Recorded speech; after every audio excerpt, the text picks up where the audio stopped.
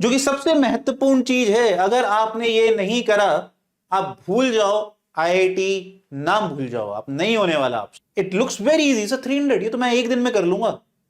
एक दिन छोड़ो, आप इसको आखिरी तक, साल के एंड तक भी पूरा नहीं कर पाओगे। Hello JEE 2025 aspirants. I hope all of you guys are doing really well. My name is Anup Gupta, founder of Math on Go, or I have been mentoring JEE aspirants for last 15 years now and have been teaching maths specifically for that many years. Now, it's a very important thing that I'm going to discuss in this particular video, that how you can save your JEE 2025, as you must have seen in the thumbnail.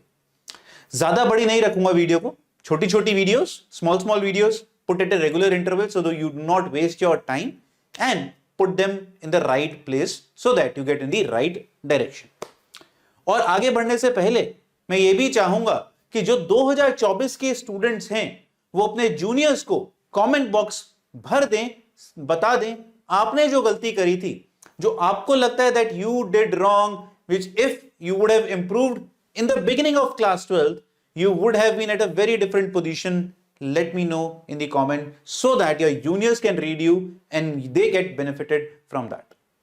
Secondly, if you are a JEE 2024 aspirant, make sure to join our Telegram channel dedicatedly for 2025.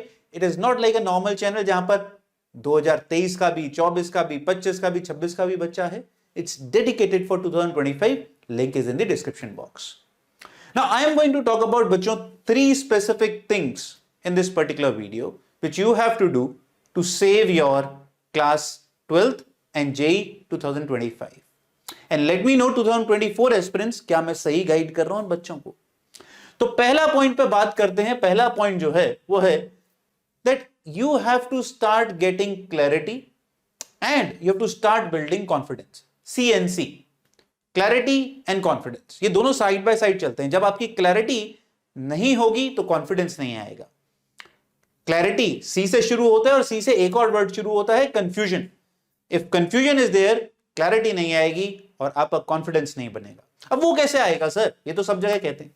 For example, आपके दिमाग में जो questions चल रहे हैं मैं वो बताता हूं और मुझे 2025 के बच्चे लिख के कॉमेंट सेक्शन में बताएंगे whether I am talking right or it doesn't make sense at your end.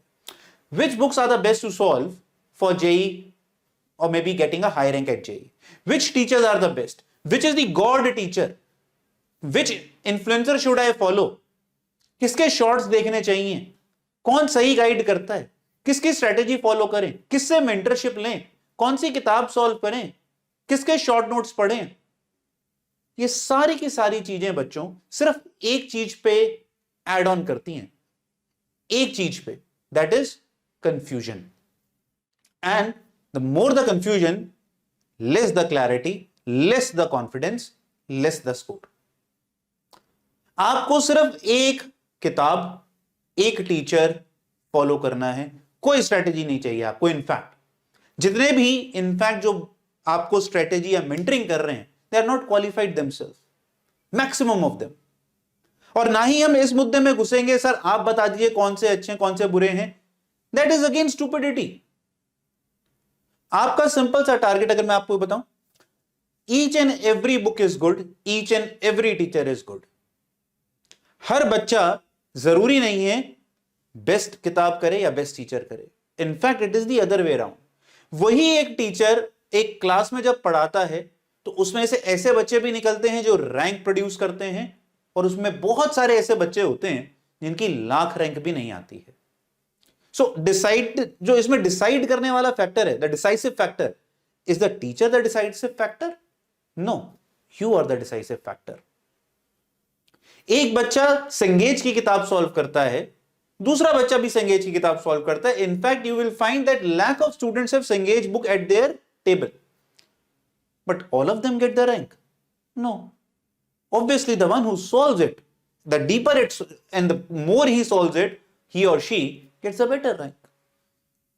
But it does not matter कि अगर आप Cengage solve नहीं करेंगे तो रैंक नहीं आएगी। I know lot of students who just solve their coaching modules and they do them repetitively and they get the rank.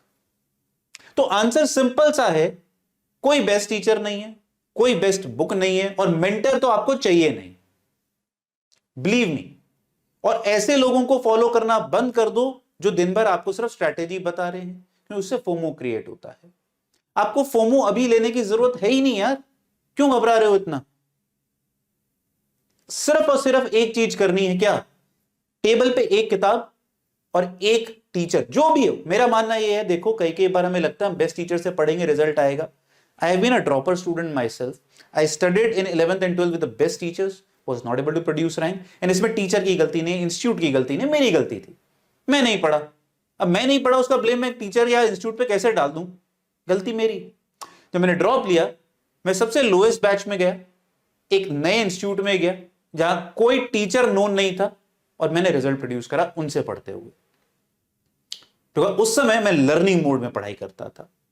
That is what is important.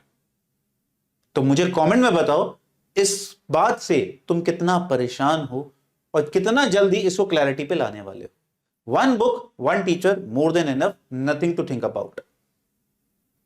Second मुद्दे पे बात करते हैं, और जब पॉजिटिव साइड पे जाते हैं तो करना क्या चाहिए सर फिर?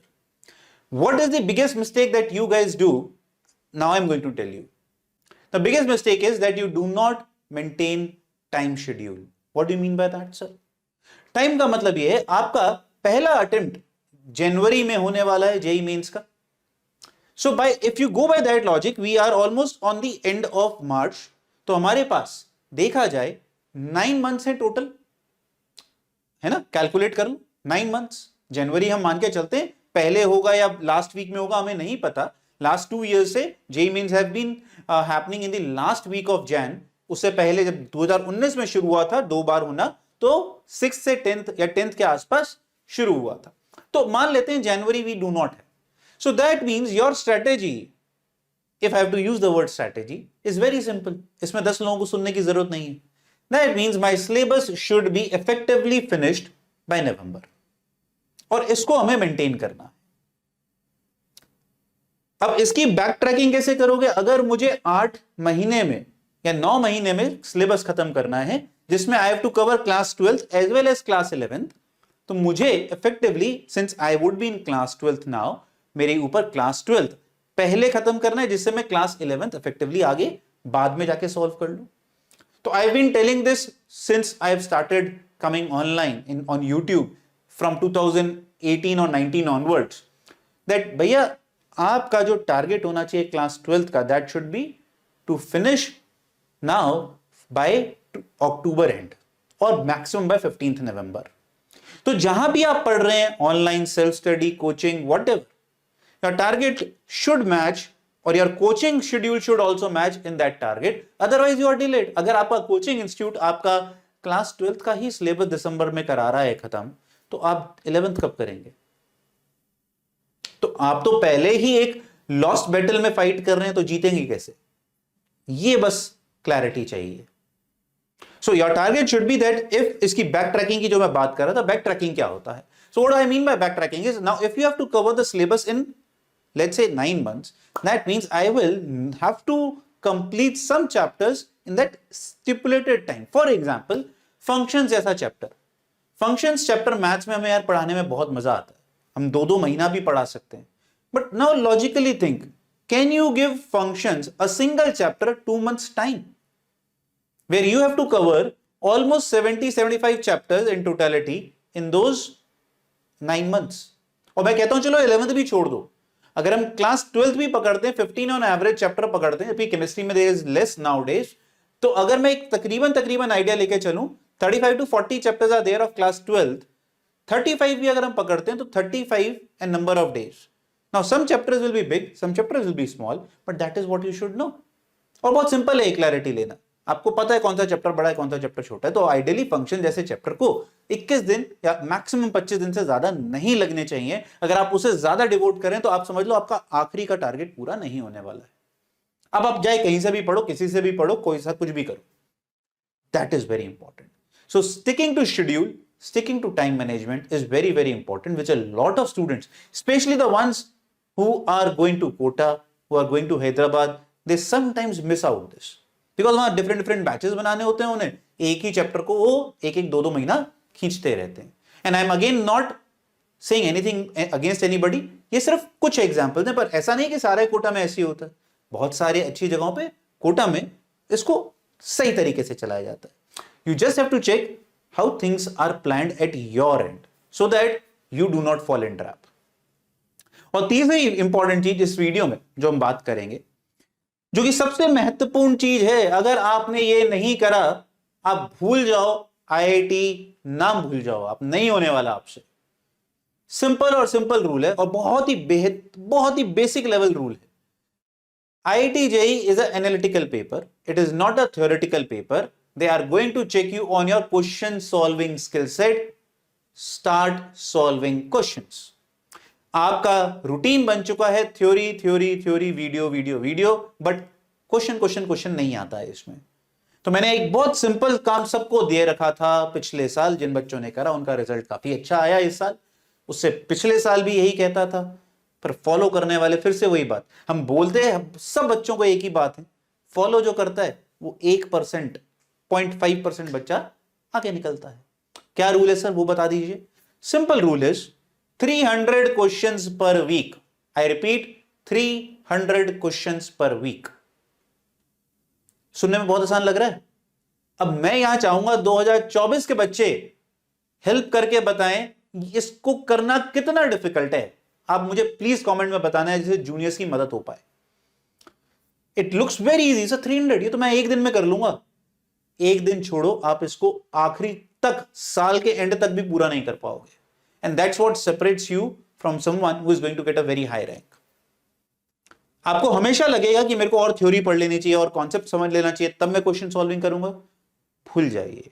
Start making a schedule of solving 300 questions, not individual subject, overall 300. Individual कर लोगे तो यार बात ही अलग हो जाएगी. 300 questions of physics chemistry maths combined has to be solved in a week. कहां से करते हो, किधर से करते हो, वो तुम्हारी मर्जी. तुम 300 क्वेश्चन हर हफ्ते करने लग जाओ, रिजल्ट बोलना शुरू हो जाएगा. और इसी में एक हल्का सा टिंच और, रेगुलर मॉक टेस्ट प्रैक्टिस.